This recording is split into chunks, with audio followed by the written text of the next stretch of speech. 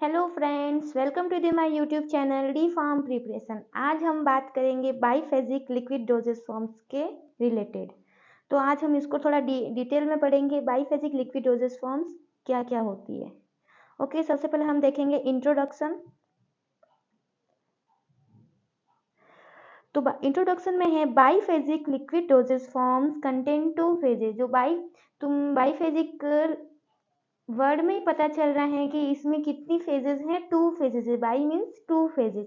तो biphasic liquid dosage form contain 2 phase. इसमें 2 phase होती हैं। दिस इंक्लूड्स, एक तो होता है अनडिजोल्व ड्रग एंड होता है the solvent system. This includes undissolved drug and the solvent system, जिसको बोलते हैं vehicle. The undissolved phase is distribute through out the vehicle and intended for the oral administration.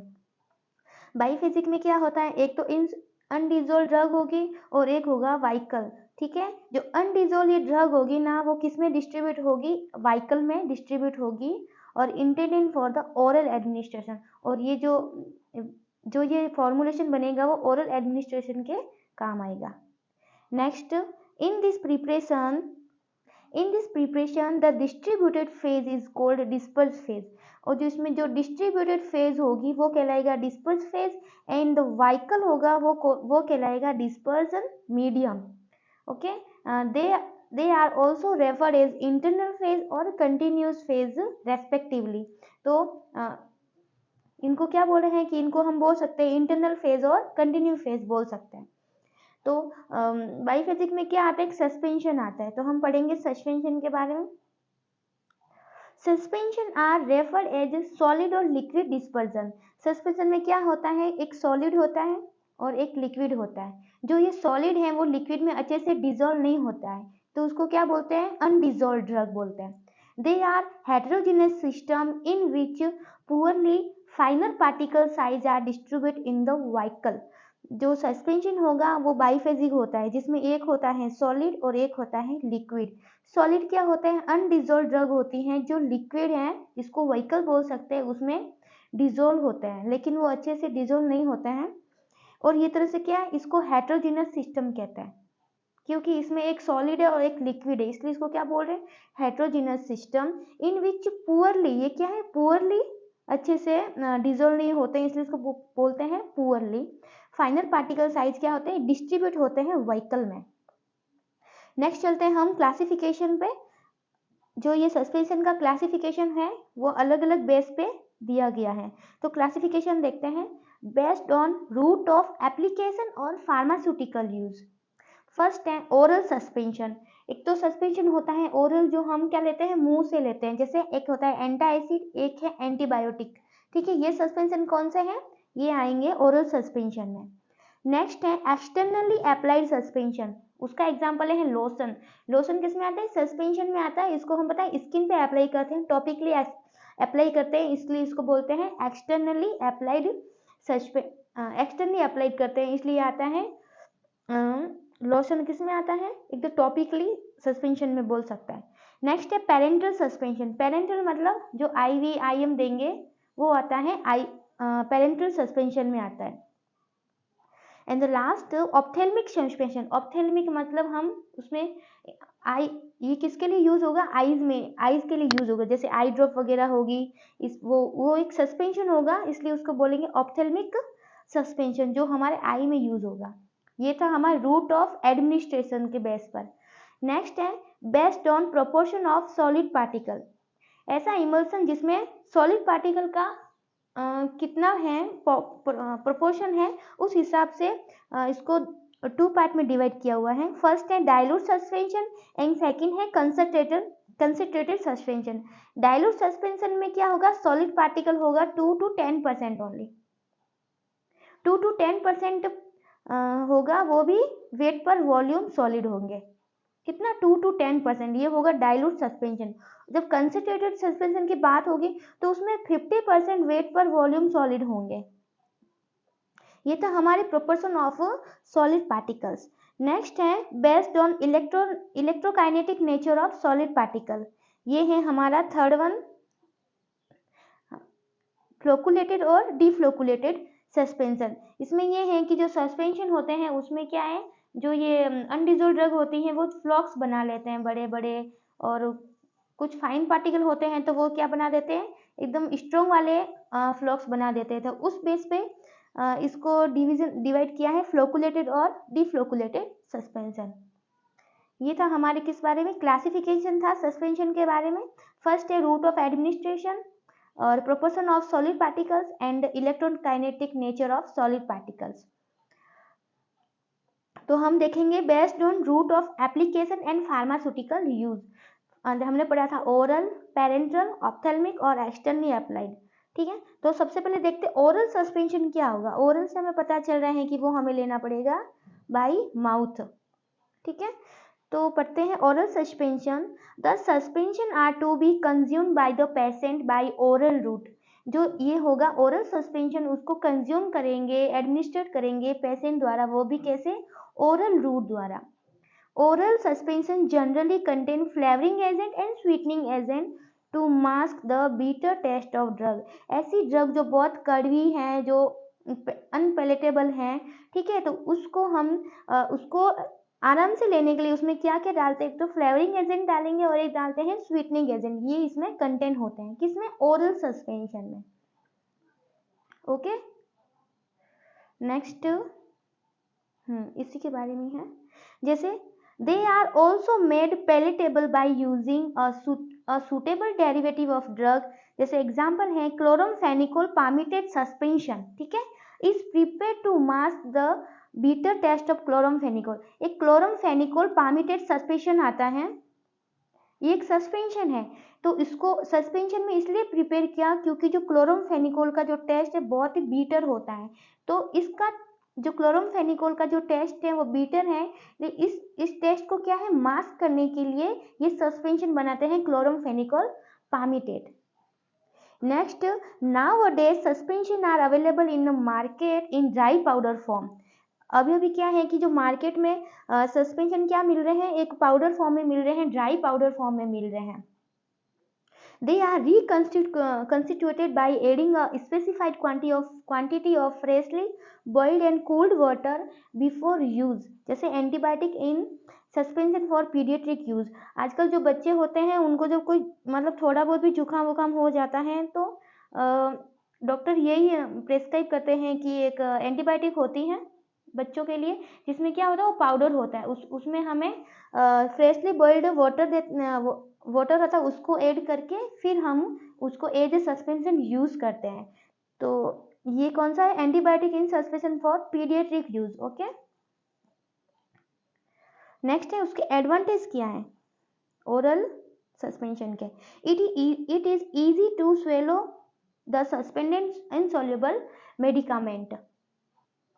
इसमें क्या है कि जो सस्पेंशन होता है, जो ये क्या इजी टू स्वेलो, हमें आराम से लेने में बहुत आसानी होती है, क्योंकि इसमें क्या इनसॉल्युबल मेडिकामेंट है, उसको सस्पेंशन के थ्रू हम बना देते हैं तो वो इजी से हम स्वेलो कर सकते हैं। नेक्स्ट एडवांटेज है the bulky insoluble powder such as kaolin or chalk can be administered in suspension in order to act as adsorbent of toxin or to reduce excess acidity in the gastrointestinal tract। इधर बात हो रही है हमारे बल्कि insoluble powder. जैसे वो powder कौन से होते हैं, एक तो होता है केओलिन और नेक्स्ट है चाक। ये केओलिन और चाक क्या करते हैं, हम इसको जब हम administer in suspension in order to act, ये क्या करते हैं, जो हमारे जो अंदर जीआईटी सिस्टम होता है, जीआईटी में जाकर ये केओलिन जो हमारा जीआईटी सिस्टम में ज़्यादा से ज़्यादा जो एसिड होता है इसको क्या करते हैं, एब्जॉर्ब कर लेते हैं। मतलब दो तरह के होता है, एक होता है एब्जॉर्प्शन और एक होता है एड्जॉर्प्शन। तो देखो एब्जॉर्प्शन क्या होता है, जो भी चीज़ वो होता है बाहर वाला वो अंदर की तरफ एब्जॉर्ब हो जाएगा, ठीक है, वो कहलाएगा एब्जॉर्प्शन। और इधर बात हो रही है एड्जॉर्बेंट। जैसे ये केओलिन चोक है और जो एसिडिटी की बात हो रही है, तो जो एसिड होगा ना वो अपने इसके चारों ओर क्या हो जाएगा, इकट्ठा हो जाएगा, ठीक है, इसके अंदर ना जाकर इसके चारों ओर जमा हो जाएगा, ये कहलाएगा एब्जॉर्बेंट। तो ये बात हो रही है इधर केओलिन और चोक की।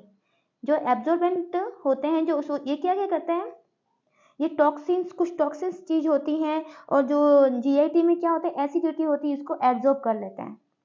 अब इसके एडवांटेज हैं तो कुछ डिसएडवांटेज भी होंगे। नेक्स्ट है, all suspension are required to be second before measuring a dose. हमें जब भी सस्पेंशन लेना होगा तो उसको क्या करेंगे, यूज करने से पहले हमें चेक करना बहुत जरूरी होता है। The storage of suspension may lead to change in dispersed system, especially when there is fluctuation in temperature. इसमें क्या बोला है, द स्टोरेज ऑफ सस्पेंशन, जब हम सस्पेंशन का स्टोरेज करेंगे तो उसमें क्या चेंज हो सकता है, उसके डिस्पर्जन सिस्टम में चेंज हो सकता है। स्पेशली जब हम सस्पेंशन को टेम्परेचर में रखेंगे तो वहां पर क्या हो सकता है, फ्लैक्चुएशन हो सकते हैं। ठीक है, ये हमने बात की ओरल सस्पेंशन की। नेक्स्ट है पेरेंटल सस्पेंशन, जो हम लेंगे आईएम और आईवी रूट से। ठीक है, parenteral suspension, the suspension which are administered by parenteral route are called parenteral suspension. ऐसा सस्पेंशन जो हम एडमिनिस्ट्रेट करेंगे बाय पेरेंटल रूट से, लाइक आईएम और आईवी की बात हो रही है यहाँ पे। The suspension are required to fulfil the following qualities. तो जो पेरेंटल सस्पेंशन होता है उसमें उसकी क्वालिटी कौन कौन सी होनी चाहिए ये बता रखी है। ठीक है, first, the particle size of the drug should be such that it can be easily pass through the needle of the syringe. जो ये पेरेंटल सस्पेंशन होता है तो सस्पेंशन का पार्टिकल साइज कितना होना चाहिए, बहुत ही फाइन पार्टिकल होने चाहिए, ताकि जब वो सिरिंज जो नीडल होता है सिरिंज का उससे क्या है पास थ्रू हो सके, बीच में स्टक नहीं हो जाए। ठीक है, तो इतना फाइन पार्टिकल होना चाहिए। Next, there should not be any crystal growth in suspension during storage. अगर पेरेंटल सस्पेंशन का स्टोरेज किया हुआ है और काफी लॉन्ग टाइम हो जाने से उसमें क्या है, क्रिस्टल ग्रोथ नहीं होना चाहिए। अगर क्रिस्टल ग्रोथ हो गई तो वो पेरेंटल सस्पेंशन कोई काम का नहीं रहेगा। तो यहाँ देखो, there should not be any crystal growth in the suspension during it storage. Next, the concentration of solid particle in the suspension should be between 0.5 to 30%। और जो पेरेंटल सस्पेंशन होता है उसका पार्टिकल साइज कितना होना चाहिए, सॉलिड पार्टिकल 0.5 to 30% इनका particle size होना चाहिए। वो क्या हमारे पेरेंटल सस्पेंशन के लिए बहुत ही सुटेबल होता है। Next, the viscosity of the suspension should not interfere with it flow through the syringe needle। और जो पेरेंटल सस्पेंशन का जो विस्कोसिटी है वो ऐसी होनी चाहिए कि जब वो अपनी सिरिंज के नीडल से पास थ्रू हो रही हो तो बीच में उसको कोई बीच में कोई ऐसी प्रॉब्लम क्रिएट नहीं करे कि जिससे वो सस्पेंशन आगे अंदर बॉडी में इंसर्ट ही नहीं हो। ठीक है ना, the suspension should B sterilise. और सबसे बड़ी बात की जो होता है सस्पेंशन वो स्टेलाइज होना चाहिए। ये था हमारा parenteral suspension.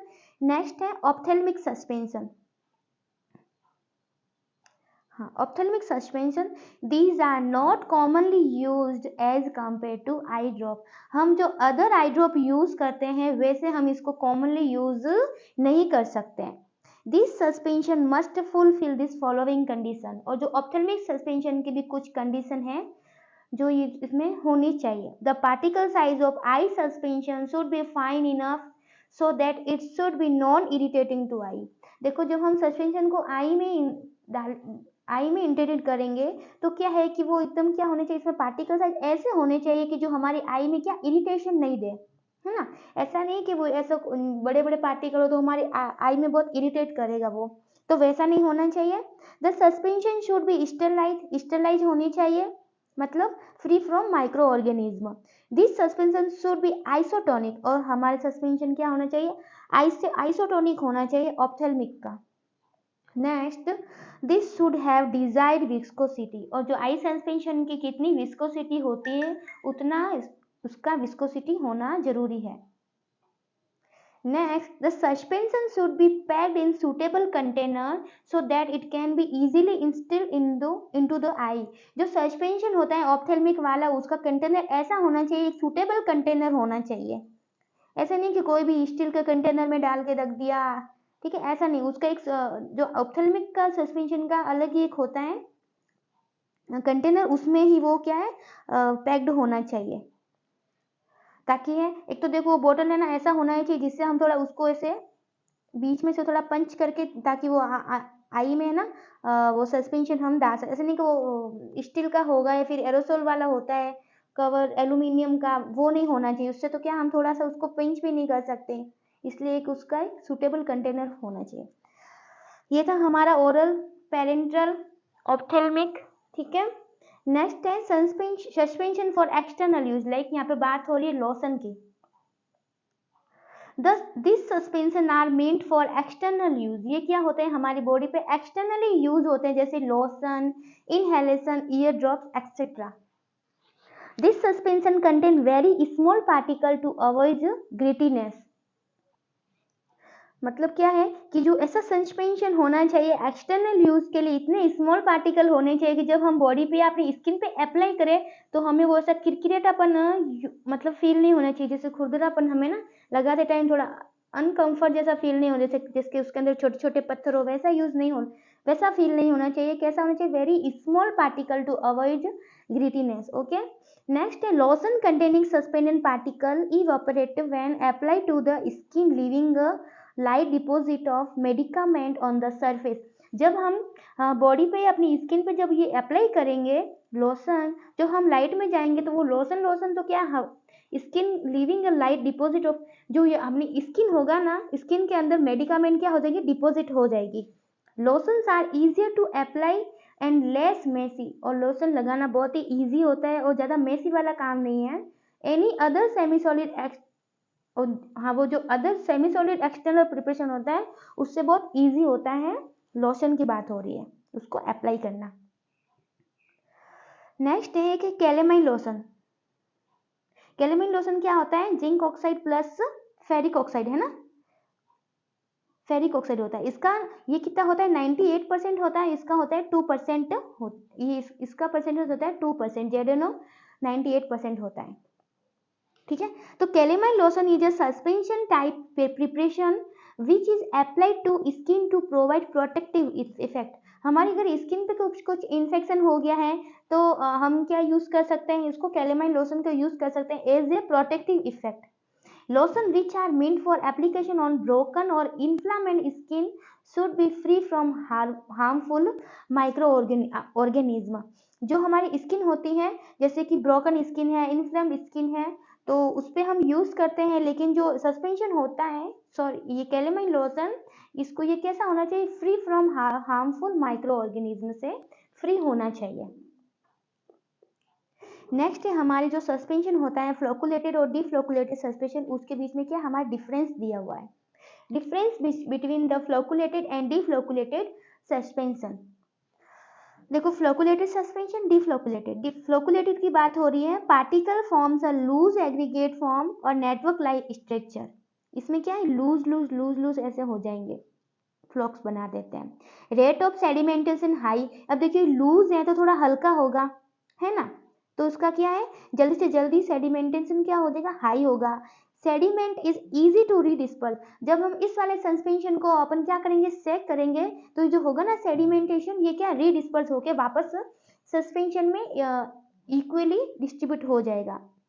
Sediment is loosely packed, does not form hard cake. जो ये सस्पेंशन होता है उसमें ये लूजली फ्लॉक्स बनेंगे, तो वो लूजली होंगे, बीच में गैप रह जाएगा, तो ये हार्ड केक नहीं बनाएंगे।